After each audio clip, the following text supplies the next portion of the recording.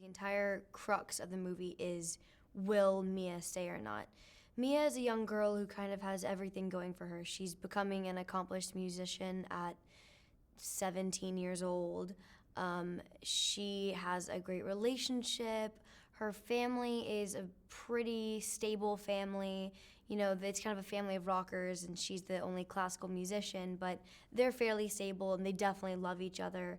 And all of a sudden, this terrible catastrophe happens, and she's faced with the question of, do I stay, do I live for love, or do I go with my family and leave this world behind?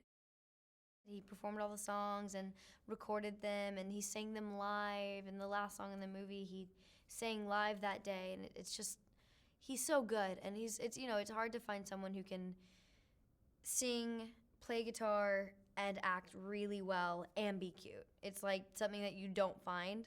And with him, he just was the perfect Adam. And I think it really comes across on screen between Mia and Adam. They both share one love, which is music.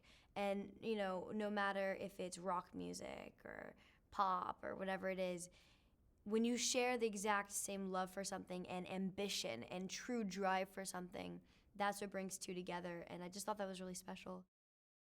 He represents everything that classical music isn't. He's wild, he's rambunctious, he's crazy, he drinks, he parties, he's sexy, he wears leather jackets, you know what I mean? He kind of represents everything that classical music isn't.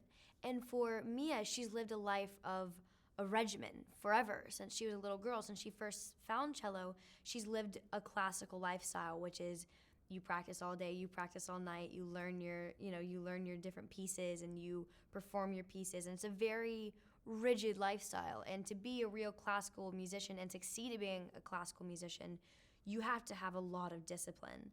And he kind of brings into her life the crazy, wild, free, do anything in the moment kind of feeling that is what her parents are and what everything she's kind of lived her life against.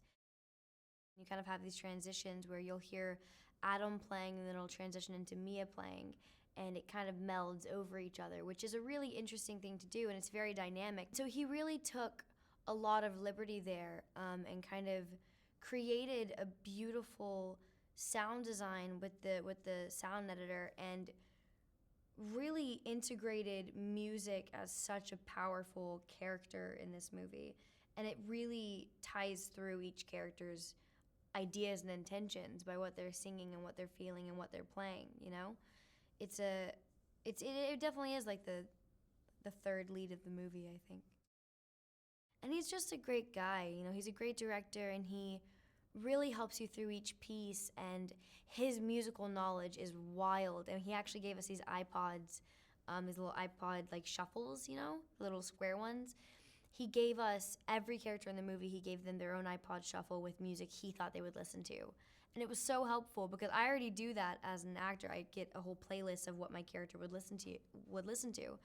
But it's interesting to see your director's playlist of what his character would listen to. And I think it's really refreshing and interesting.